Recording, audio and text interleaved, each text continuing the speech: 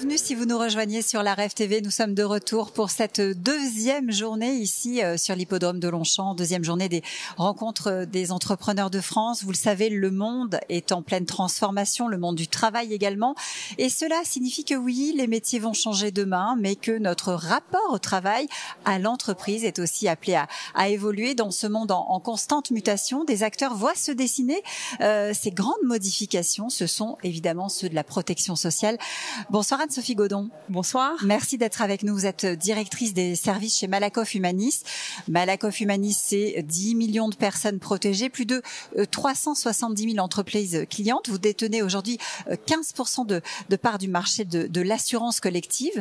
Je crois que vous avez mené des études assez récentes, post-Covid, et j'ai envie de dire qu'elles sont assez parlantes sur ces changements que nous vivons en ce moment dans le monde du travail, parce que il y a, et c'est assez nouveau, des fragilités sociales qui sont clairement apparues, peut-être plus qu'avant, et c'est probablement un paramètre qu'il va devoir falloir prendre en considération désormais dans notre approche du travail.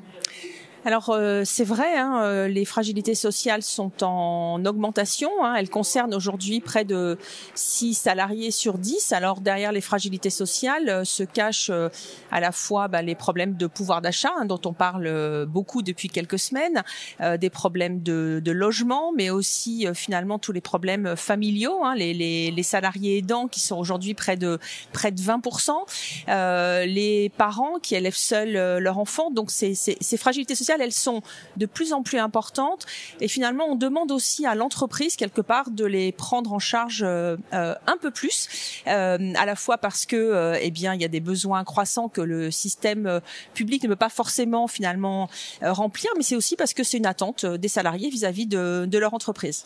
Ça signifie qu'avec cette nouvelle donne, finalement, vous jouez non seulement votre rôle de filet de sécurité, mais aussi celui d'éclaireur sur les transformations sociales et sociétales?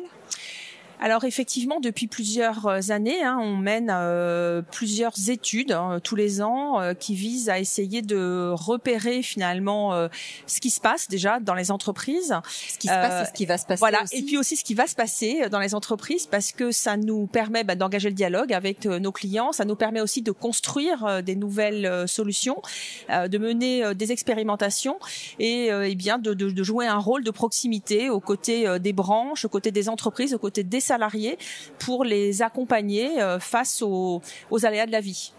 Alors c'est vrai qu'avec cette nouvelle donne qui se dessine, c'est aussi, et je l'ai dit tout à l'heure, dessiner un nouveau rapport au travail. Parce qu'il y a peut-être une prise de conscience, il y a eu le Covid, il y a notre manière de travailler qui a changé, un nouveau mode de travail avec beaucoup de digital, beaucoup de visio, de nouvelles aspirations aussi finalement. Ce contexte-là évolue et ça vous oblige également à le prendre en considération. Alors oui, je vais donner quelques exemples. Vous parliez de ces nouvelles aspirations. Il y en a une qui nous semble très importante, qui est la flexibilité. Tout le monde attend, finalement, les salariés attendent plus de flexibilité dans la gestion finalement de leur quotidien. On attend aussi une meilleure capacité à concilier la vie personnelle et la vie professionnelle. Donc c'est sur ce type de sujet que nous on peut intervenir, plus d'autonomie aussi. Et puis il faut pas oublier quand même cette quête permanente de santé, parce que on est aujourd'hui finalement confronté à une dégradation assez régulière de l'état de santé perçu par les salariés, notamment celui de la santé mentale. Donc on voit qu'il y a cette aspiration finalement à la fois d'un travail qui va donner du sens, qui va nous permettre finalement d'occuper pleinement notre rôle dans la société, mais aussi qui va nous protéger notre santé.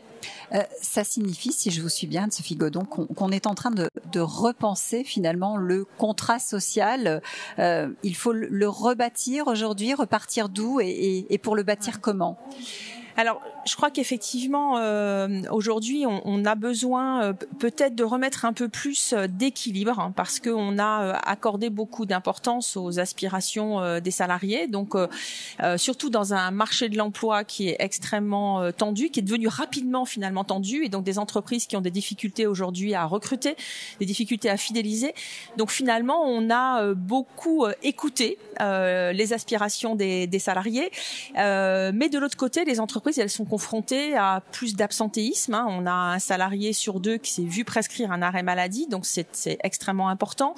On a aussi des problématiques d'engagement, on a une population active qui vieillit, donc il faut remettre de l'équilibre, et donc c'est probablement effectivement dans cette idée d'un nouveau contrat social dans lequel on va soit rappeler des engagements finalement un peu historiques, hein, qu'on a peut-être eu tendance à oublier, soit en essayant finalement de construire voilà un nouveau contrat entre l'entreprise et ses salariés. Oui, donc ne pas jeter tout ce qu'on a fait, hein, conserver les fondamentaux, mais peut-être prendre en compte les nouvelles aspirations. Vous parliez tout à l'heure des aidants, c'est important, les prendre en compte dans l'entreprise et dans la manière de bâtir ce contrat social.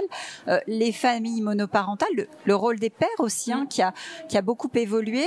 La vie de famille, les fameuses barrières entre vie professionnelle, vie privée, tout ça c'est à reconstruire. Il faut redessiner en quelque sorte les périmètres. Exactement. Alors il faut rappeler certains périmètres. Je pense notamment à cette question finalement de l'implication des salariés, leur loyauté envers l'organisation. Donc ça, c'est typiquement le respect des règles, parce que oui, il y a des règles. Ça n'est pas à sens unique. Voilà, c'est pas à sens unique. Les droits Exactement. et les devoirs du salarié. Exactement.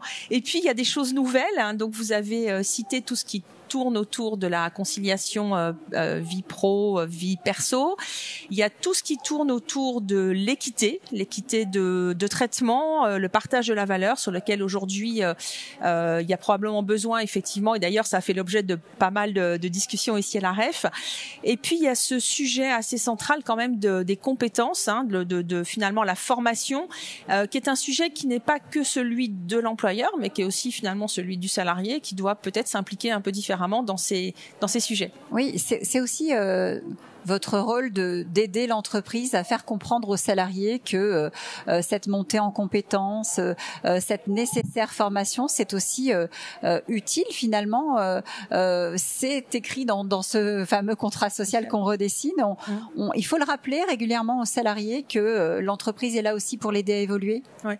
Je pense que globalement, on ne parle pas assez de ces sujets. Je pense que quand bien même le contrat social ou les contrats sociaux existent, finalement, on n'en parle pas assez, on prend pas assez de temps pour rappeler finalement ces choses assez fondamentales. Donc, je pense qu'il faut prendre plus de temps, il faut prendre le temps de l'écoute, il faut prendre le temps de l'échange. Il y a pas très longtemps d'ailleurs, le CESE proposait d'inscrire un 10e principe de prévention qui serait celui de l'écoute, donc finalement cette nécessité d'écouter, de partager, de discuter, d'échanger. Moi, ça me semble très intéressant. Ça pourrait même être le premier d'ailleurs. Ça pourrait même être le premier, peut-être, c'est vrai. Et donc on voit que cette question des compétences, ça va devenir crucial parce que tout va beaucoup plus vite, parce que les technologies viennent modifier finalement le rôle de chacun, et puis parce qu'il va falloir qu'on travaille aussi un peu plus longtemps. Donc il va falloir que finalement les compétences facilitent le maintien en emploi et puis aussi permettent de préserver sa santé. Ça signifie, si je vous suis bien, que le rôle de la protection évolue, les paramètres sont en train de changer, c'est un petit peu plus à géométrie variable. Oui, alors ça c'est un bon sujet. Je crois que il y a ce défi important derrière ce contrat social. D'ailleurs, il y a ce défi important de l'articulation entre des politiques collectives, donc qui vont toucher tout le monde, et le besoin de personnalisation. Parce que dans le même temps, les entreprises, elles ont besoin de gérer et de négocier finalement de manière collective, mais chaque salarié a besoin d'être traité de manière un peu individuelle. Donc ça, c'est un premier sujet qu'il faut réussir à adresser. Et puis le deuxième sujet, c'est que l'entreprise peut pas tout faire et qu'elle doit nécessairement s'appuyer sur les acteurs de proximité qui peuvent l'aider. Et c'est là finalement où nous, Malakoff Humanis, on rentre un peu en en piste, en apportant à la fois des protections financières à court terme avec la mutuelle, à moyen terme avec par exemple les garanties prévoyance, mais aussi à long terme avec l'épargne, et puis de plus en plus finalement d'accompagnement, que ce soit en matière de prévention, en matière de fragilité sociale, en matière d'accès au système de soins. Donc cet accompagnement finalement qui permet cette forme de personnalisation et puis qui apporte un vrai service à l'entreprise. La protection sociale évolue et Malakoff Humanis évolue aussi évidemment pour servir les salariés et les entreprises, pour être toujours au plus près. Merci beaucoup Anne-Sophie Godon d'avoir été avec nous, directrice des services chez Malakoff Humanis. On se retrouve d'ici quelques instants, toujours en direct de l'hippodrome de Longchamp pour cette deuxième journée des rencontres des entrepreneurs de France ici, donc sur la REV TV. À tout de suite.